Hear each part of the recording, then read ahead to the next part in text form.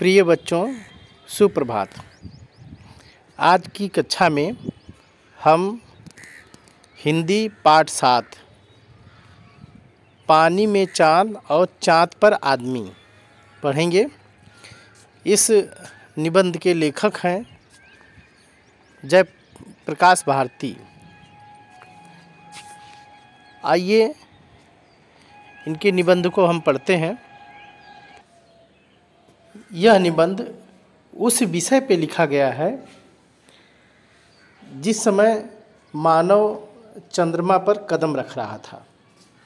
मतलब कि मानव ने यान के माध्यम से चंद्रमा पर पहला कदम सबसे पहले रखा।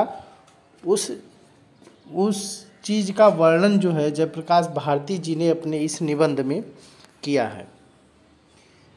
वे लिखते हैं, दुनिया के सभी भागों में स्त्री पुरुष और बच्चे रेडियो से कान सटाए बैठे थे। मतलब चंद्रमा पर मानव उतर रहा है तो उसका समाचार जो है टीवी द्वारा, रेडियो द्वारा, सबके द्वारा प्रसारण किया जा रहा है। तो विश्व के जितने भी देश हैं सब देशों में रहने वाले लोगों के बीच में जो है कौतूहल सा मचा हुआ है।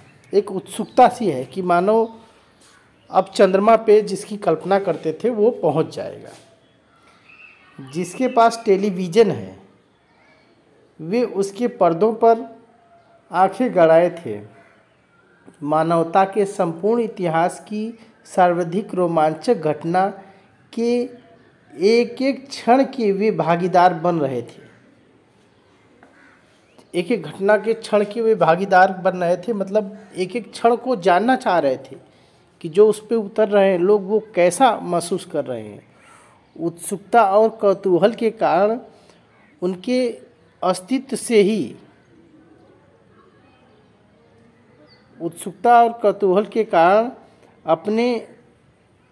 से ही बिल्कुल बेखबर हो गए थे। मतलब अपने को भी भूल गए थे कि अपना भी अस्तित्व है। इतना उसमें उस समाचार की रोचकता में वो खो गए थे। युग युग से किस देश और जाति ने चंद्रमा पर पहुंचने के सपने नहीं सजाए।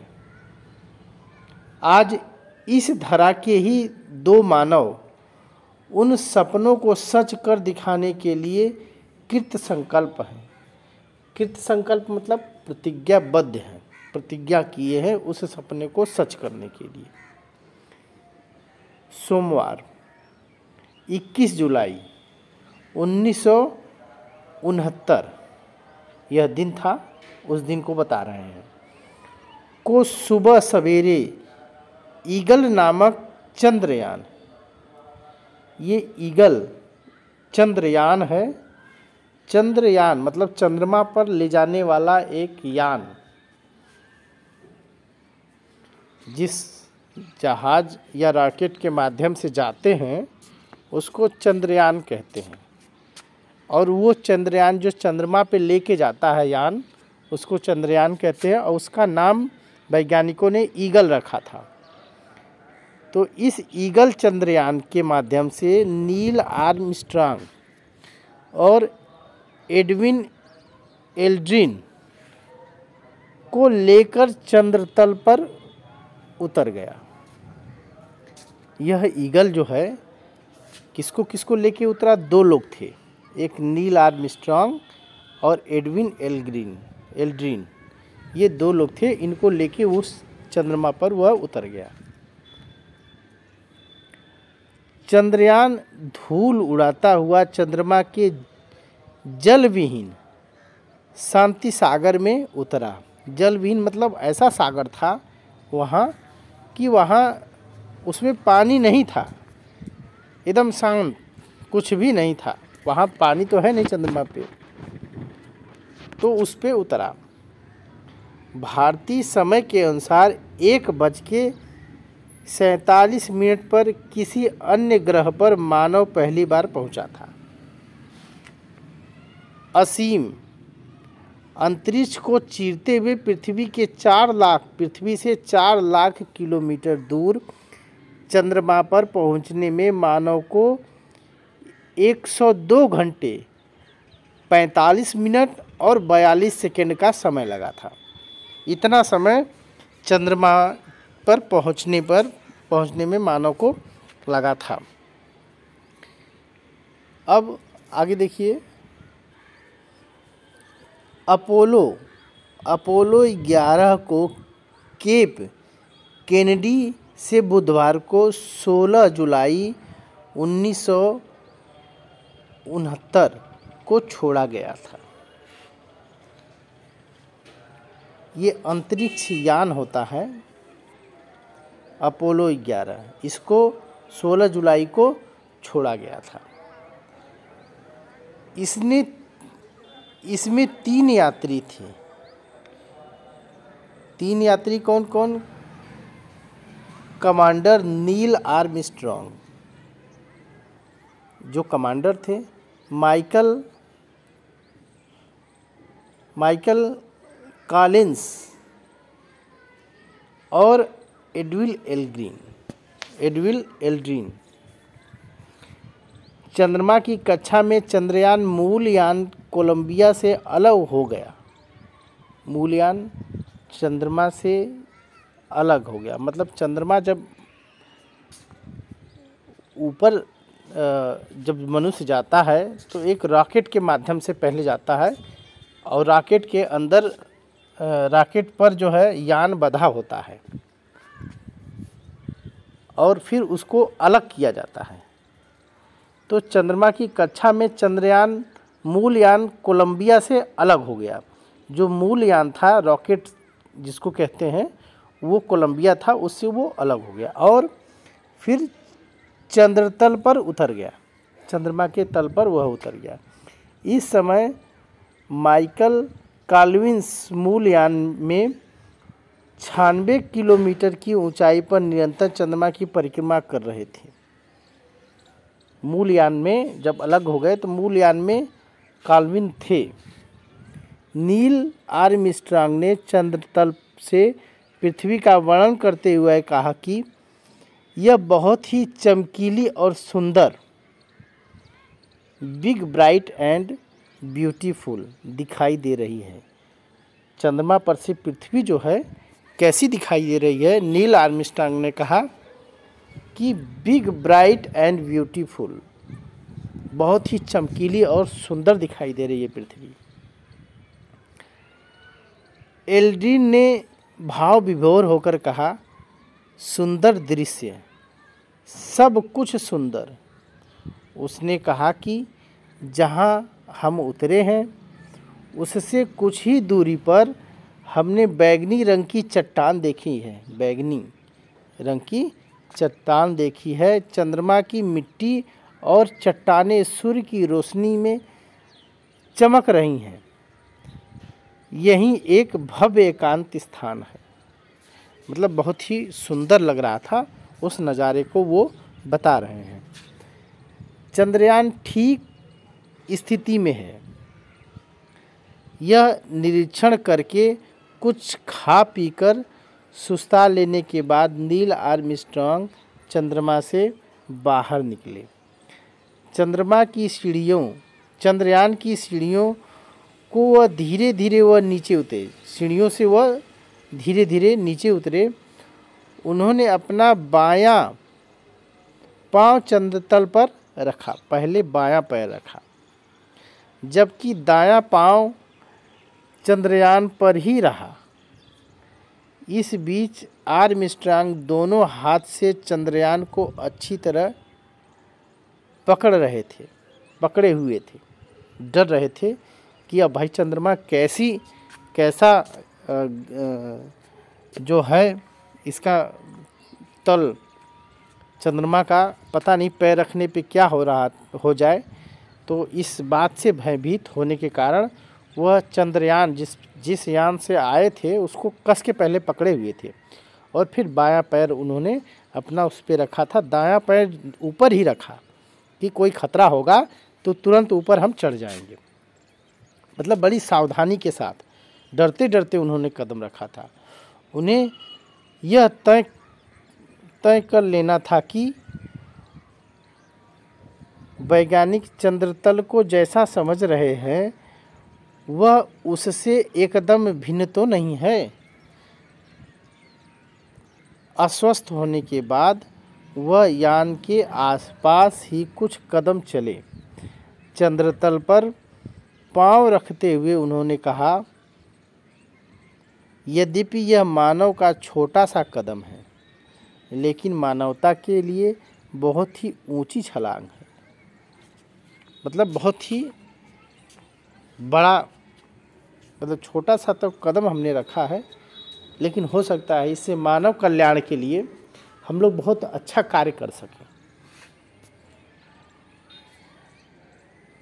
आगे देखिए,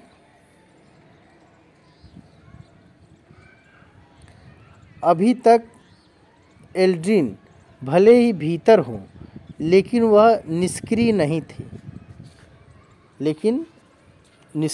थे, मतलब कर रहे थे। क्या कर रहे थे?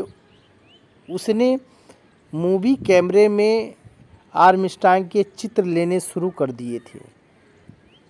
वे चित्र ले रहे थे, फ़ोटो खींच रहे थे। 20 मिनट बाद ही एल्ड्रिन भी चंद्रमा से बाहर निकले। उन्होंने भी चंद्रमा पर चलकर देखा। तब तक आर्मस्ट्रांग चंद्रधूल का एक तात्विक नमूना जेब में रख चुके थे। मतलब चंद्रमा पर की धूल ले लिए थे और इस नमूने के लिए लिए थे, इस सैंपल के लिए रखे थे कि हम ये देखेंगे कि इस चंद्रमा की धरती में, धूल में, मिट्टी में क्या क्या चीज़ें हैं, कौन से तत्व हैं, क्या चीज़ें हैं, क्या नहीं हैं। पृथ्वी से इसकी तुलना भी करेंगे, अध्ययन करेंगे। अब उन्होंने टेलीविज़न कैमरे को त्रिपाद पर खड़ा कर दिया। त्रिपाद पर 3 पैरों पे खड़ा कर दिया। 3 पैरों का स्टैंड होता है कैमरे का, और इस पे कैमरा खड़ा कर दिया जाता है। इस तरह का एक स्टैंड, उसको त्रिपाद बोल दिया उन्होंने, 3 पैर वाले। अरबों डॉलर खर्च करके मानव चंद्रमा पर पहुंचा था। उसे अपने सीमित समय में एक एक क्षण का उपयोग करना था। दोनों चंद्र विजेताओं को चंद्रमा की चट्टानों और मिट्टियों के नमूने लेने थे।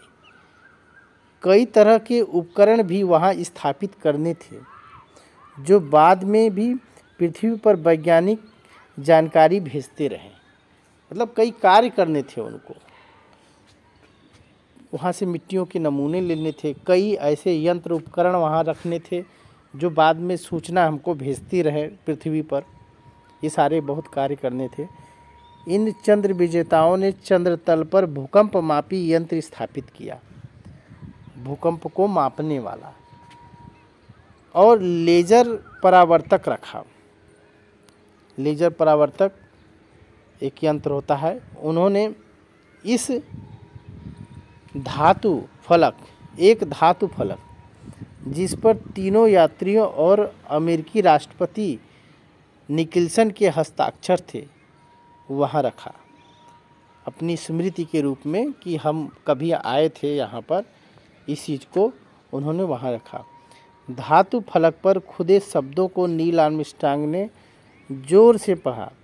जुलाई 1969 में पृथ्वी ग्रह के मानव चंद्रमा के इस स्थान पर उतरे। हम यहाँ सारी मानव जाति के लिए शांति की कामना लेकर आए हैं।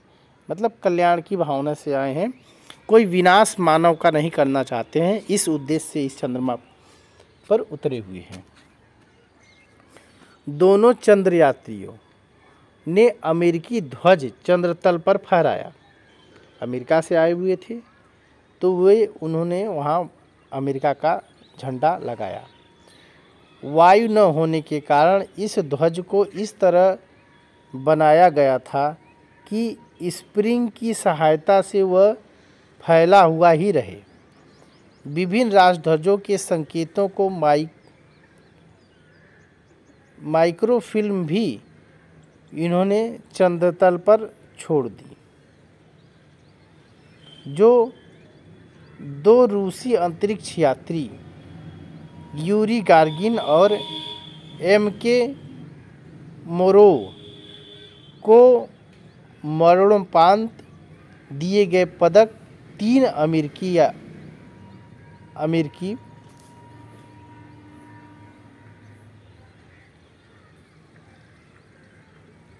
अंतरिक्ष यात्री कौन कौन?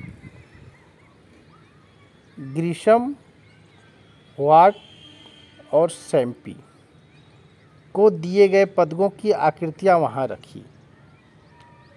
मतलब अंतरिक्ष यात्री जो 3 थे, जिसका नाम यहाँ बताया जा रहा है, उनके पदों की आकृतियां वहाँ पर उन्होंने पदकों की आकृतियां वहाँ रखी, क्योंकि वो चंद्रमा की खोज में वो क्या हो गए थे, शहीद हो गए थे, मर गए थे। तो उनको जो है वो जो सम्मान दिया गया, उनके पदक जो है वहाँ पर उन्होंने स्थापित किए, रख दिए, उनकी स्मृति के लिए, याद के लिए। अपने व्यस्त कार्यक्रम को पूरा करके वे चंद्रयान को थकान को ही स्वाभाविक थी। अपने व्यस्त कार्यक्रम को पूरा करने में चंद्र यात्रियों को थकान हो जानी स्वाभाविक थी। मतलब थक जाना स्वाभाविक था, कार्य उन्होंने किया था तो, लेकिन फिर भी वे बड़े प्रसन्न थे। आरंभ में वे बड़ी सावधानी के साथ एक एक कदम रख रहे थे, लेकिन बाद में वे कंगारुओं की तरह उछल उछल कर चलने देखे गए। मतलब पहले डर रहे थे कि जैसा हम पृथ्वी ग्रह को समझते हैं, जिस तरह पृथ्वी ग्रह का तल है, जमीन है, हो सकता है कि चंद्रमा का तल वैसा न हो, वैसी ज़मीन न हो मानव के चलने के लिए, इसलिए वे डर रहे थे। लेकिन बाद में वे समझ गए इस चीज़ को कि उसका धरातल कैसा है, तो वो कंगारुओं की तरह उछल उछल कूद कूद के चलने लगे थे। मानव को चंद्रमा पर उतरने का यह सर्वप्रथम प्रयास होते हुए भी असाधारण रूप से सफल रहा। यद्यपि हर क्षण हर पल पर खतरे थे, चंद्रतल पर मानव के पांव के निशान उसके द्वारा वैज्ञानिक तथा तकनीकी क्षेत्र में की गई असाधारण प्रगति के प्रतीक हैं। मतलब असाधारण उपलब्धि है, ये प्रतीक है, चिन्ह है, जो चंद्रमा पर कदम के रूप में चिन्हित हो गए हैं। जिस क्षण डगमग करके मानव के पग उस दूषित अनछुई सतह पर पड़े, तो मानव वह हजारों लाखों साल से पालित पोषित सैकड़ों अंधविश्वासों, जो हजारों साल से अंधविश्वास थे, और कपोल कल्पनाओं पर पद प्रहार ही हुआ। मतलब पैरों से प्रहार हो गया। वो कल्पनाएं सारी झूठी हो गई, अंधविश्वास थे सारे टूट गए, सब झूठे हो गए। कवियों की कल्पनाओं के सलोने चाँद को वैज्ञानिक ने बदसूरत और जल विहीन करार दिया। जिस चाँद को बड़ा सुंदर कवियों ने कहा, कल्पनाएं की, वह चंद्रयान ऐसा था कि जहाँ पानी नहीं था और बदसूरत था, उबड़ खाबड़ था। भला अब चंद्रमुखी कहना किसे रुचिकर लगेगा? मतलब अब चंद्रमा को चंद्रमुखी नहीं कहा जा सकता, क्योंकि चंद्रमा की तुलना सुंदर स्त्री के मुख से की जाती थी, और इस तुलना के कारण किसी सुंदर स्त्री को चंद्रमुखी भी कहा जाता था, चंद्रमा के मुख जैसी सुंदर। तो अब ऐसा नहीं कहा जाएगा, क्योंकि चंद्रमा की पोल खुल गई। वो चीज़ें उन वैज्ञानिकों ने जान ली कि क्या है, कितना सुंदर चंद्रमा है।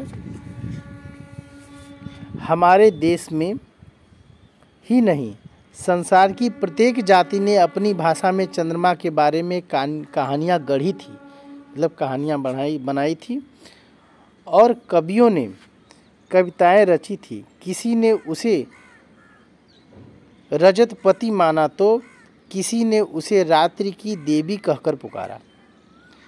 किसी बिरहणी ने उसे अपना दूत बनाया तो किसी ने उसके पीलेपन से क्षुब्ध होकर उसे बूढ़ा और बीमार ही समझ लिया। बालक श्री राम चंद्रमा को खिलौना समझकर उसके लिए मचलते हैं तो सूर्य के श्री कृष्ण भी उसके लिए हठ करते हैं। बालक को शांत करने के लिए एक ही उपाय था, चंद्रमा की छवि को पानी में दिखा देना। लेकिन मानव की प्रकृति का चक्र कितना घूम गया है, इस लंबी विकसित यात्रा को श्रीमती महादेवी वर्मा ने एक ही वाक्य में बांध दिया। मतलब महादेवी वर्मा जो कवित्री थी, उन्होंने क्या कहा, पहले पानी में चांद को उतारा था। पानी में चांद को दिखाया जाता था, थाली में पानी रखकर उसमें चांद को दिखाया जाता था, और आज चांद पर मानव पहुंच गया है। आज मानव स्वयं चांद पर पहुंच गया है। मानव मन में सदा ही अज्ञान के रहस्यों को खोलने और जानने समझने की उत्सुक रहा है।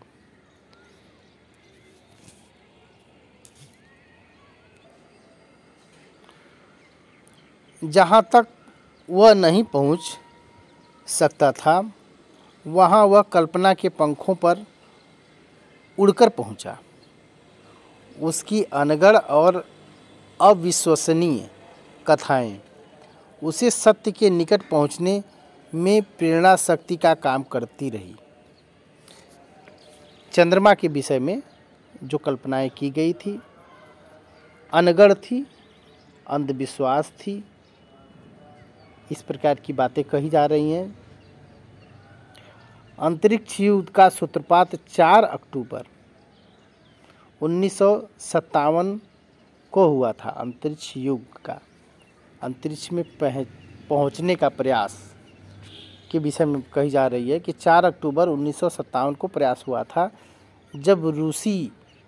जब सोवियत रूस ने अपना पहला स्पुतनिक छोड़ा था। स्पुतनिक यान था उनका। प्रथम अंतरिक्ष यात्री बनने का गौरव यूरी गार्गिन को प्राप्त हुआ। अंतरिक्ष यात्री, इसी के पदक को इन नील आर्मस्ट्रांग और एडविन ने वहाँ पर छोड़ा था, इन्हीं यूरी गार्गिन के पदक को, क्योंकि इनका प्रयास सबसे पहले था। तो इनको सम्मान में जो पदक दिया गया, उस पदक को ये लोग क्या किए, चंद्रमा पे छोड़ दिए कि उनकी स्मृति के लिए, याद के लिए। अंतरिक्ष युग के आरंभ के ठीक 11 वर्ष 9 माह 17 दिन बाद चंद्रतल पर मानव उतर गया। दिसंबर 1968 में पहली बार अपोलो 8 के तीनों अंतरिक्ष यात्री चंद्रमा के पड़ोस तक पहुँचे थे। बीच की अवधि में रूस और अमेरिका दोनों ही देशों ने अनेक अंतरिक्ष यान छोड़े थे। इसमें से कुछ स्वमानव थे, मतलब मानव उस यान में गया था, और कुछ मानव रहित थे, कुछ बिना मानव के भी यान थे। इसे मानव का साहस कहें या दुस्साहस कि उसने अंतरिक्ष में पहुंचकर यान से बाहर निकलकर अनंत अंतरिक्ष में विचरण भी शुरू कर दिया। अंतरिक्ष में परिक्रमा करते 2 यानों को जोड़ने और एक यान से दूसरे यान में यात्रियों के चले जाने के चमत्कारी कर्तव्य भी किए थे। अपोलो 11 द्वारा चंद्र विजय से पूर्व मानो 11 के माध्यम से गए थे, उसकी बात कर रहे हैं कि अपोलो 11 द्वारा चंद्र विजय के पूर्व, इस विजय जो विजय प्राप्त हुई है इसके पहले अपोलो 10 भेजा गया था। अपोलो 10 के द्वारा इस नाटक का पूर्वाभिनय किया गया था, मतलब पूर्व अभ्यास किया गया था। इसके 3 यात्री अंतरिक्ष यान को चंद्रमा की कक्षा में ले गए थे। एक यात्री मूल यान को कक्षा में घुमाता रहता था और अन्य 2 यात्री चंद्रयान में बैठकर उसे चंद्रमा से केवल 9 मील की दूरी पर ले गए थे। इन्होंने चंद्र विजेताओं के उतरने की संभावित स्थल का अध्ययन किया था और अनेक चित्र खींचे थे। चंद्रयान को मूल यान से जोड़ा और फिर सकुशल पृथ्वी पर लौट आए थे, वापस आ गए थे। इसकी बात की जा रही है। अब आगे देखिए, मानव को चंद्र तल पर ले जाने और लौटा लाने वाले यान के बारे में भला कौन नहीं जानना चाहेगा।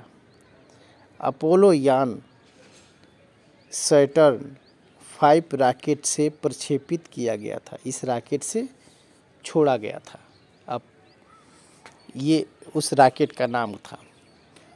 अब विश्व की सबसे शक्तिशाली वाहन है, वह विश्व का सबसे शक्तिशाली वाहन है। अंतरिक्ष यान के 3 भाग होते हैं। इन्हें 3 मॉड्यूल कह सकते हैं। 3 मॉड्यूल कह सकते हैं। कमांड मॉड्यूल का निर्माण इस दृष्टि से किया जाता है कि वापसी के समय पृथ्वी के वायुमंडल में प्रवेश करते समय तीव्र ताप दाब को सहन कर सके। तीव्र ताप दाब को ग्रहण कर सके, क्योंकि पृथ्वी का जब वायुमंडल शुरू होता है तो वहाँ घर्षण उत्पन्न होता है। पृथ्वी के पर्यावरण में, वायुमंडल में वायु होने के कारण उसमें घुसना आसान नहीं होता, तो घर्षण पैदा होता है। इसके कारण दबाव और ताप भी पैदा होता है। नियंत्रण कक्ष, शयनागार, भोजन कक्ष और प्रयोगशाला, इन सबका मिला जुला कर रूप ही एक मॉड्यूल होता है। प्रेक्षण के समय यदि कोई दुर्घटना हो जाए तो यात्री अपने बचाव के लिए इसे शेष यान से पृथक कर सकते हैं। पुनः प्रवेश के लिए बने कमांड कैप्सूल का वजन 5500 किलोग्राम था। इसमें लगभग 5.5 घन मीटर खाली स्थान था, जहां की तीनों यात्री अपने सामान्य कार्य संपन्न कर सके। इस स्थान को हम औसत दर्जे की कार जितना मान सकते हैं। कैप्सूल जब तैयार होता है उस समय इसमें 5 विद्युत बैटरियां होती हैं और 12 रॉकेट इंजन जुड़े होते हैं। 3 यात्रियों के लिए 14 दिन की खाद्य सामग्री और पानी भंडार एवं मल के निष्कासन की व्यवस्था रहती है। इसमें पैराशूट भी रहते हैं। यात्रियों को बिना चोट पहुंचाए यह कड़ी से कड़ी जमीन पर उतर सकता है। पैराशूट भी रहता है कि अचानक कब इसकी आवश्यकता पड़ जाए, तो इसलिए पैराशूट की व्यवस्था उसमें रखी रहती है। अंतरिक्ष यान, अंतरिक्ष यान का दूसरा भाग होता है सर्विस मॉड्यूल। यह औसतन आकार में ट्रक जितना होता है। इसमें 10 लाख किलोमीटर की यात्रा करने के लिए पर्याप्त ईंधन और 14 दिन तक यान यात्रियों की सांस लेने के लिए प्राणवायु की व्यवस्था होती है। प्राणवायु मतलब ऑक्सीजन की व्यवस्था होती है। यात्रियों को चंद्रयान में स्थापित करने के लिए उनकी गति कम करनी पड़ती है और सर्विस मॉड्यूल के शक्तिशाली रॉकेट मोटर दागकर ही ऐसा किया जाता है। चंद्रयान यानी अपोलो 11 का ईगल अंतरिक्षयान, इस ईगल के माध्यम से जो गए थे लोग, का एक भाग होता है। भाग होते हुए भी अपने में पूर्ण था। इसमें 2 खंड थे, आरोह भाग और अवरोह भाग। अवरोह भाग में 8200 किलो प्राणोदक ईंधन होता है यान को चलाने के लिए,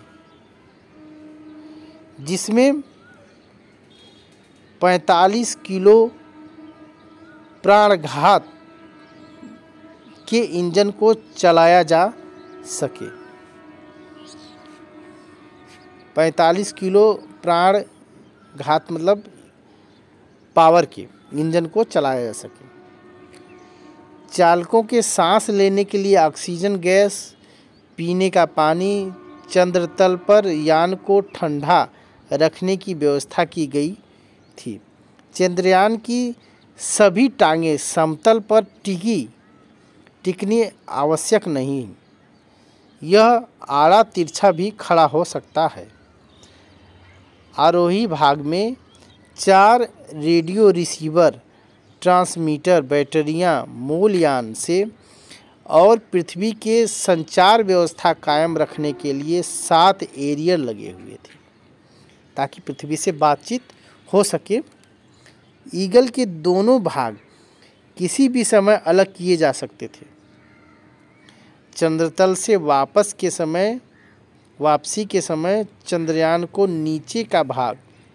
चंद्रमा के नीचे का भाग प्रक्षेपण यान का काम देता है। प्रक्षेपण यान मतलब प्रक्षेप माने फेंकना या धक्का देने के काम करता है और उसे चंद्रतल पर ही छोड़ दिया गया।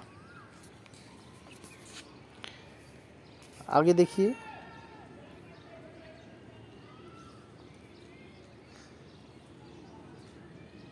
नील आर्मस्ट्रांग और एडविन एल्ड्रिन ने चंद्र तल पर 21 घंटे 36 मिनट बिताए। चंद्र तल पर इन दोनों यात्रियों ने पाँव के ऐसे निशान छोड़े जैसे कि किसी हल चलाए खेतों में पड़ जाते हैं। जैसे हल चला हुआ जुता हुआ खेत जैसे होता है और उसमें पैर पड़ने पे जो निशान बनते हैं उसकी बात कर रहे हैं। उसी तरह उन्होंने वैसे निशान वहाँ छोड़े। उन्होंने लाखों डॉलर का सामान भी वहीं छोड़ दिया। दोनों चंद्र विजेताओं ने ऊपरी भाग में उड़ान भरकर चंद्र कक्ष में परिक्रमा करते हुए मूल यान से अपने यान को जोड़ा। फिर वे दोनों यात्री अपने साथी माइकल कॉलिंस से आ मिले। अब चंद्रयान को अलग कर दिया गया और उसके कक्ष में ही छोड़ दिया गया। ईंधन दागकर यात्री वापसी के लिए पृथ्वी के मार्ग पर बढ़ चले। वे यात्री प्रशांत सागर में उतरे। भारत का जो प्रशांत सागर है वहाँ वे उतरे। प्रशांत सागर हिंद महासागर भारत का है। प्रशांत सागर तो काफ़ी विशाल है, अमेरिका से भी मिला हुआ है उधर। इन यात्रियों को सीधे चंद्र प्रयोगशाला में ले जाया गया। कई सप्ताह किसी से मिलने जुलने नहीं दिया गया। उनके अनुभव रिकॉर्ड किए गए। वैज्ञानिकों को यह भी जांच करनी थी कि वे यात्री ऐसे कीटाणु तो अपने साथ नहीं ले आए जो मानव जाति के लिए घातक हैं। कोई ऐसा वायरस तो नहीं लेके चले आए जिससे पृथ्वी पर रहने वाले ग्रसित हो जाए और उनके लिए नुकसान कर दे वो। तो ये भी जांच करना था।